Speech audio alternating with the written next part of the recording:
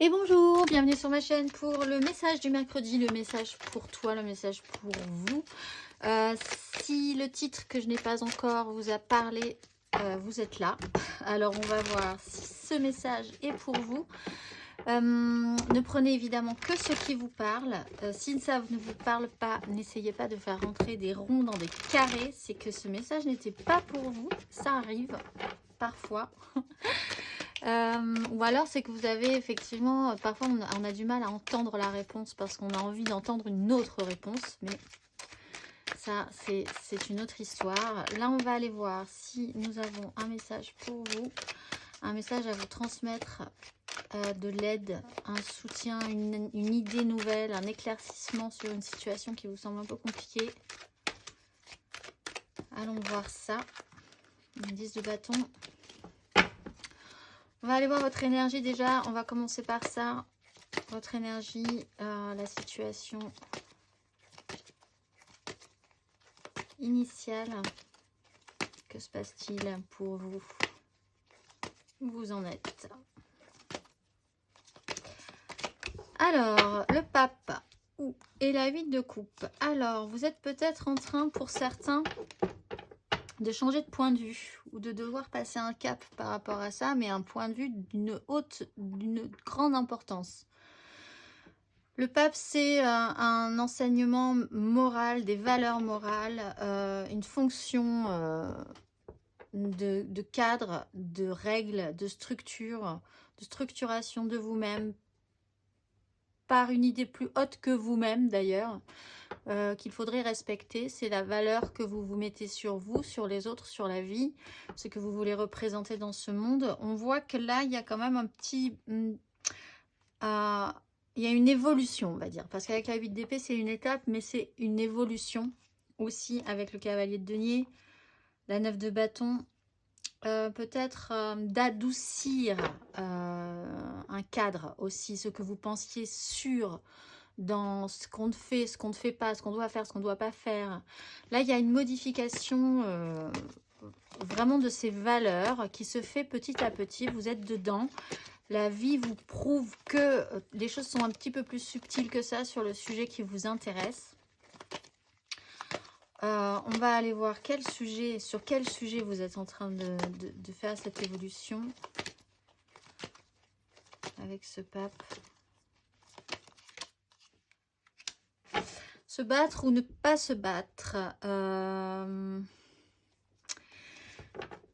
C'est intéressant parce qu'avec la 8 de coupe, il y a l'idée d'envisager que peut-être pour bien se battre, il faut parfois, pour bien réussir sa lutte, et au final réussir, il faut parfois lâcher du lest. Il faut parfois décider de se décaler, d'aller voir un petit peu plus loin, de ne pas rester vraiment sur ses positions. Avec la 7 de bâton, on est tendu sur un objectif, on sent que c'est important. Il y a vraiment de l'importance dans cette situation. C'est pour ça que vous faites jouer vraiment votre sens profond de vos valeurs, de la foi que vous mettez dans cette situation. Et en même temps, on vous explique que si vous pouviez réussir à tenir le coup dans ce qui a du sens pour vous, ça serait possiblement en vous décalant un petit peu ou en modifiant quelque chose dans la situation, mais vraiment profondément. Ça joue aussi sur votre émotionnel en fait. On va aller voir l'énergie aidante. Qu'est-ce qui peut vous aider dans ces énergies?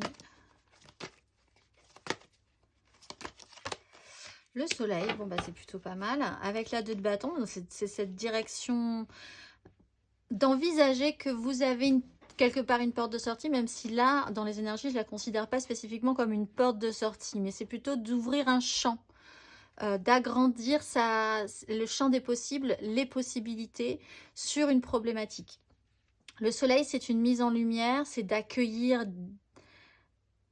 et de remplir l'espace de beaucoup de chaleur, de beaucoup de protection, de ne pas laisser de zone d'ombre ou de doute sur la question. C'est-à-dire que avec le pape, la 7 de bâton et le soleil, vous auriez peut-être tendance à vouloir garder des zones d'ombre, à être vraiment avec des œillères parce que l'objectif est important, alors qu'on vous demande d'ouvrir, d'éclairer toutes les zones, tous les espaces, et de comprendre que ça fera du bien à tout le monde, y compris à vous, finalement, que c'est par là que ressortira la réussite.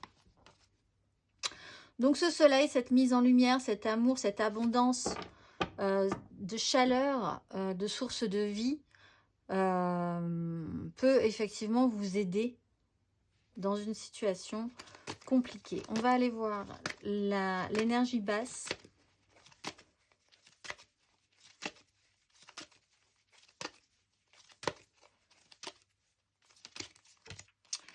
La 10 de denier et la force. Bon, l'énergie basse, c'est cette structure. Le méga clan, familial, professionnel, sociétal, la valeur que vous mettez dedans, les gens qui sont dedans, dont vous êtes persuadé qu'ils vous imposent un état d'esprit, une façon de penser. Ils vous ont appris aussi des valeurs, une morale. Vous avez une position dans cette 10 de denier. Peut-être compliqué de la faire bouger. Il y a une notion de garder la maîtrise sur cette 10 de denier. Et dans cette 10 de denier, il y a des angoisses. Il y a des angoisses à l'idée de pouvoir se projeter encore un peu plus loin vers une ouverture des espaces. Vous êtes quand même, vous conscientisez que vous êtes quand même à la fin d'un processus, à la fin d'un cycle avec cette 10 de denier. C'est accompli. Donc vous êtes dans un espace qui vous semble presque figé, j'ai envie de dire. Alors que là, on vous explique que vous pourriez modifier quelque chose par rapport à cette 10 de denier qui vous semble figée, tout en ne perdant pas.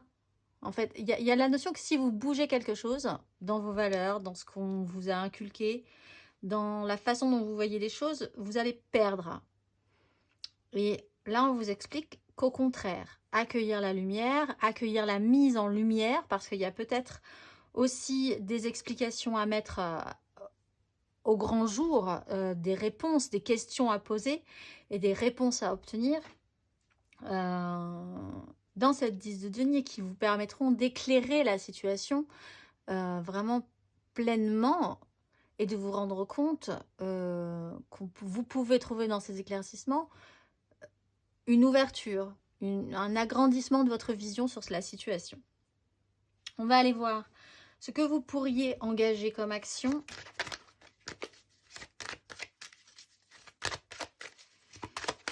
On va aller voir ce que vous pourriez engager comme action et puis on va voir les finalités possibles.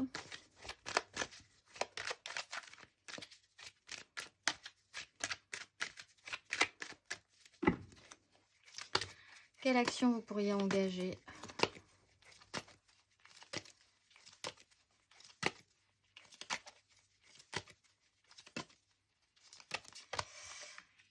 Roi de coupe, c'est clairement de s'exprimer, d'engager une communication, c'est sûr. Peut-être de laisser couler la parole, couler ce que les gens... Vraiment laisser filer et accueillir ce que les gens ont à dire. Laisser fuiter les informations. Il faut repartir sur quelque chose de beaucoup plus fluide. Et de mettre la foi, votre confiance dans ce qui va suivre, dans cette fluidité, dans ce mouvement, dans cet écoulement, dans quelque chose qui est quand même encore un peu vivant dans cette 10 de denier, plutôt que d'être enfermé dans un cadre, dans une structure, sans vouloir vraiment sortir de ce cadre, en étant bloqué dans ce cadre. Encore une fois, parce que ça a de l'importance pour vous, mais du coup, vous restez totalement bloqué dans une situation. Alors qu'avec la 8 de bâton, il y a quand même ce cap à passer qui passera probablement par la conscience que vous avez la capacité et la maturité de vous exprimer sur vos ressentis, sur ce que vous ressentez vraiment, de ne pas avoir peur de comment cela peut être reçu chez les autres, d'assumer toutes les parts de votre émotionnel sur une situation. Une communication pourrait se remettre en place par rapport à ça. Et une compréhension de la situation. Encore une fois, dans cette 10 de denier, il y a peut-être des bonnes choses et des gens qui sont capables de vous entendre. Mais si personne n'arrive à communiquer ou reste sur ses positions mordicus sans plus voir du tout ce que les autres ont à amener dans cette construction ou dans ce méga clan, ça peut poser problème. On a une libération derrière. C'est vraiment la libération par la parole, la libération par l'émotionnel. On va aller voir les finalités possibles sur ces énergies.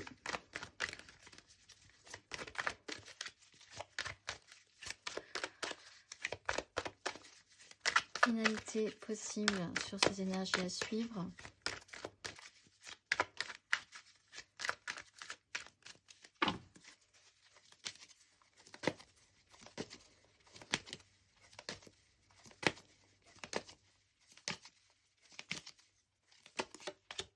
Reine de bâton, reine de denier, on est après dans des énergies d'être capable de faire. Donc on décoince une situation, on décoince une problématique, on se décoince soi-même d'une façon de penser, d'une peur aussi de ne pas y arriver, parce que je pense qu'au fond de tout ça, il y a quand même la crainte profonde de ne pas être à la hauteur d'une situation.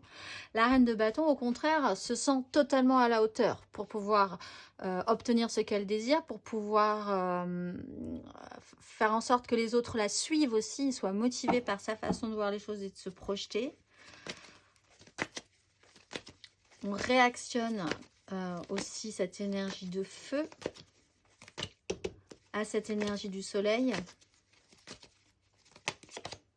Et le roi de denier qui est capable aussi de faire. Après, il y a un véritable engagement à une stabilisation. Certes, peut-être que vous remaniez ou vous revoyez cette 10 de denier point par point, étape par étape, surtout avec ce que vous désirez, ce qui vous active, ce qui vous allume, ce qui allume aussi les gens, d'autres personnes dans cette 10 de denier, pour pouvoir vous engager. On n'est pas dans quelque chose de totalement fini au niveau des désirs, mais déjà on peut se dire qu'on a franchi une étape. On engage les énergies de roi de denier, donc là on est capable aussi de prendre les choses concrètement, matériellement en main, pour le bien de tous, pour le bien de cette 10 de denier. Et on va faire une pause après. Dans ce moment-là, il y a un moment de rassemblement, un moment beaucoup plus stabilisant pour vous, stabilisant pour l'autre ou pour les autres, selon votre problématique. On a une vision beaucoup plus claire mentalement aussi. On est capable de dire oui, on est capable de dire non avec l'énergie de la reine d'épée. Et on prend le temps, encore une fois, avec cette 4 de bâton, de se poser un moment pour profiter de cette difficulté qui a été franchie, qui n'est pas insurmontable, évidemment, mais qui quand même bouleverse et modifie un peu votre perception de l'espoir, de la foi que vous mettez dans une situation ou de la façon dogmatique dont vous voyez ou envisagiez de vous confronter à une situation qui vous posait problème. On va aller voir une énergie sur laquelle travailler avec l'oracle de la géométrie sacrée.